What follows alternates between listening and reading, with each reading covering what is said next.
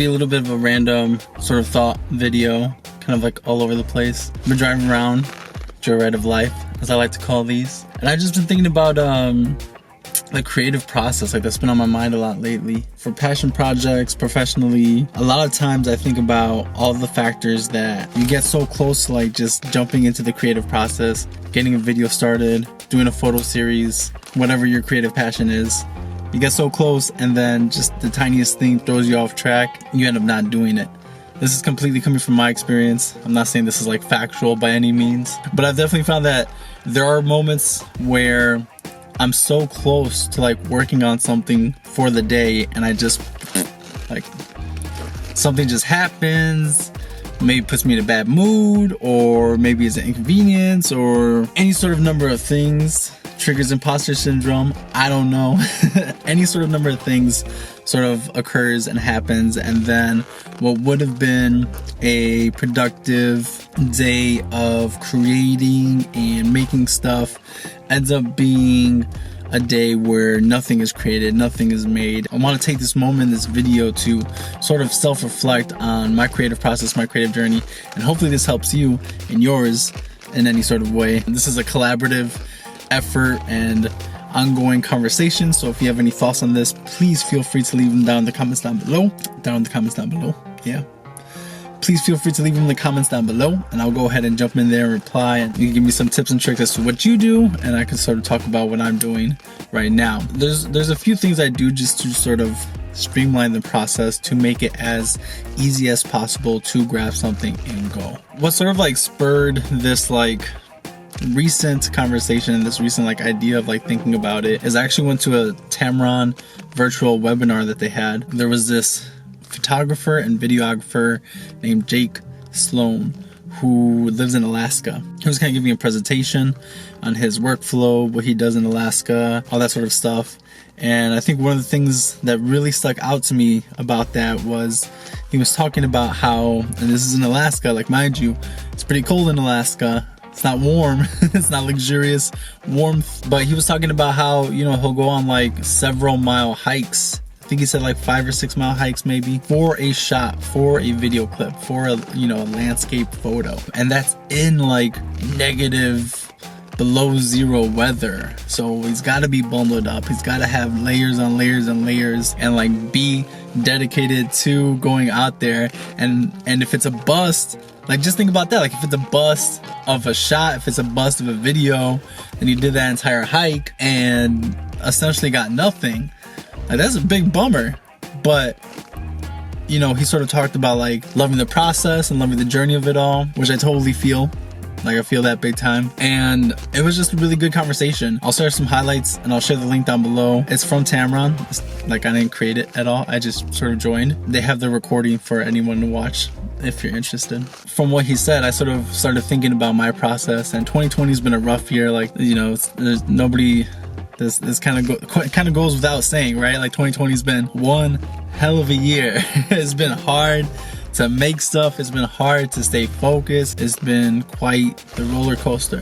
What I really liked about his story is sort of maybe just at least recently start to pick up a camera more consciously and actually go out and shoot more just to do it. I've done that before. That's nothing unique or special to this time, but to say that I've been doing it consistently throughout the 2020 year would be like a stretch. His whole presentation was pretty inspirational and did, I think, help me get back on track to some extent. And so for the past couple weeks, I've been taking some evenings, some mornings, all time blurs together now, so I really don't know what, but usually it's the weekend. I've just been taking moments to just go out and shoot, just do that, just shoot. It's been mostly photos with some video. I'm trying to do more video now, and just capture just whatever, and really, you know, try to push myself and challenge my skills and whatnot, and learn new things and think about, you know, differences in like lenses, and just really like take a deep dive into it. I rented some lenses over at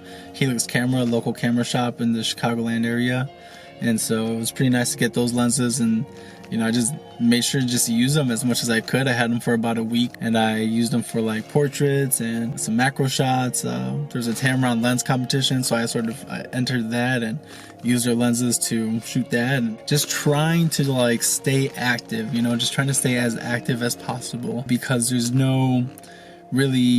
aren't many, and 2020 hasn't really provided many gigs or opportunities for that to be a thing. So if I'm not doing it as a passion project on my own time, for myself, then I'm just not, you know, I'm not exercising that muscle, I'm not in the flow of it, and then I get, you know, crazy rusty. I definitely feel it. I remember probably like, it's been a few weeks now, but probably like the first day back, if you want to say that, I was like, these photos all suck. And I was like, what the hell am I doing? None of this is gonna be good. None of this is gonna be usable. You know, I just kept going and going and going and going and feeling it out. And eventually you just, you know, you start getting to a rhythm, a flow. I like to listen to a podcast with my earbuds in, and that puts me in a whole entire zone to just keep creating. So it's just little things here and there. I think overall in like these past, it's probably been like the last month, I want to say like beginning of November till now, I've really been pretty active in like taking weekdays and taking weekends to go out and shoot. So within that time frame, some things I sort of noticed that really help my workflow and help me just get out there and not be a barrier, just one more barrier that makes me think maybe I'm not gonna do this, is always having like my bag ready, camera bag ready, whatever camera bag that could be. It's kind of excessive, but it's totally true. I have since bought 3 camera bags. One was like really expensive, the other were like really 2 cheap like Amazon options. So like, you know, it wasn't a lot of money. I got money like that, but I got like the main camera bag for like my gigs and stuff. It's a really big, huge Photo Pro. Man, I don't remember the brand. I'll put the brand when I edit, like right here. This is the brand of my camera bag for like my gigs and stuff.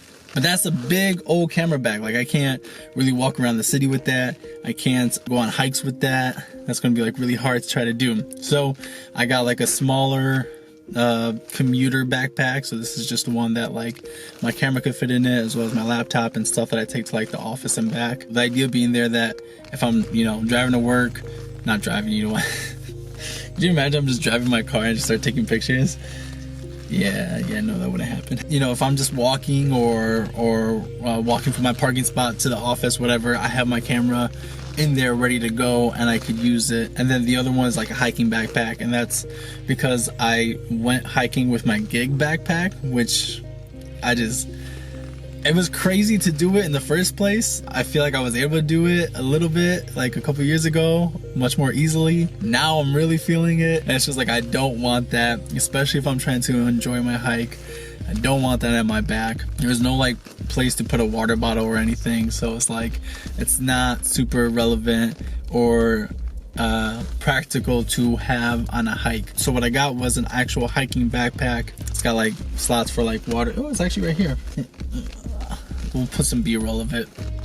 There's a lot of stuff on top of it. You can sort of customize the inside of it. You can put a laptop in there. I don't want to put a laptop in there because it's for hikes. You take out the little dividers and stuff, and you can sort of set it up how you want it. And then you know, there's places to put your tripod, a small little tripod, or a gorilla pod, and water bottles, and tons of pockets for like snacks, accessories, just whatever you need. It's pretty excessive, but I've found that like at least workflow wise, it's been much more easy to have those options. If it's a work day and I'm going to work, I know which bag that it's going to be in. It's going to be in, you know, this gray commuter bag, and that's the bag that I'm going to be using. I'll get it ready the night before. I'm going on a hike. Then again, the night before, I go into the hiking backpack. Everything more or less is in there. I've sort of thought about it, and then the next day or evening, whatever, when I'm ready to sort of go on that hike, I go ahead and grab it. I know everything's in there, and I like go. having those different setups and kind of setting them up the night before, I found has been like super helpful. The other one is just having, you know, computers. This is more for like post-production, just ready to go. I used to have my hard drives kind of like on a shelf, and then I would take them out of the shelf and like put them into my computer. Now they sort of just stay on my desk, and like they're there on my desk ready to go, instead of having to like go into the shelf. I know it seems like so minuscule and small, but I promise you, like when it's the tiniest things ever, it's just the tiniest things ever, and you don't feel like doing something, it's like, damn, my hard drives are in that shelf, I'm not by the shelf, I'm over here, my computer's over here. Like it's so random, I know that, like it's totally random, but it makes a difference. And so instead of putting them on my shelf, now they're on my desk and they stay on my desk. This one's like probably sounds totally straightforward, but been a little bit harder than it really should be. It's just keeping your memory cards clean and you know, organized, minimizing your digital clutter, so to speak. And it's just the worst feeling ever when you like go to shoot and, you know, you grab a 64 gig SD card, you put it in there and like almost 100% full. And it's totally been something that has been a barrier too. Again, in retrospect, it's just kind of like, duh, like you should have been doing that, like no duh. But it just, when you really get a moment or a year to think about it and reflect, that's kind of been a big difference, you know, that's been a big game changer. Other things have been having captions, you know, sort of hashtags and tags ready to go. So you just have to like copy and paste them. This isn't anything revolutionary. I'm pretty sure people do this all the time. But for me, it's something that I hadn't done for a while. And when it's like, it's all set and ready to go, it's in like the Notes app is mostly what I use on my phone and then on my laptop. I just gotta select it all, copy, paste it, and put it in.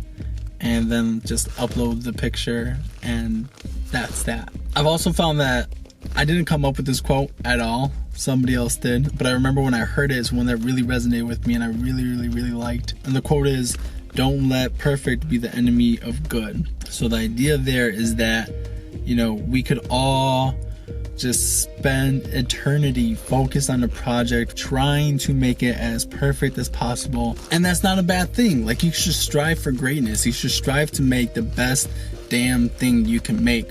But, always a but.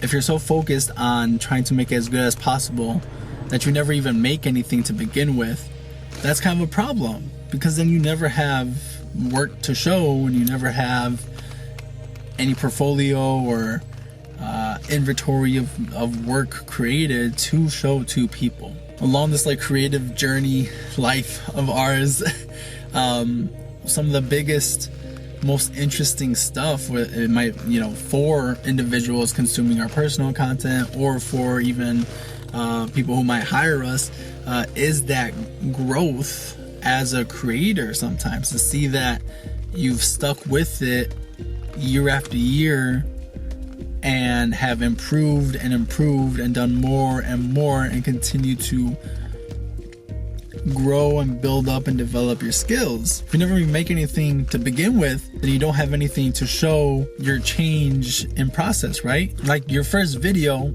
ever shouldn't be the best video you've ever made, because then what happens after that? It just goes downhill. So don't let perfect be the enemy of good, because if you never even start making, because you're so focused on perfect, you'll never even get the opportunity to be good in the first place. Oof. Ooh, that was wise.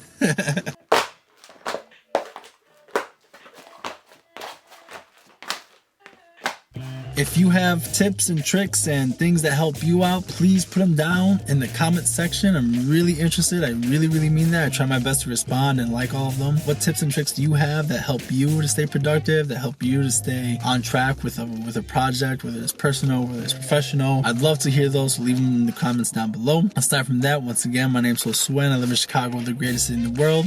I'll see you guys in the next video. Thanks for watching. Bye.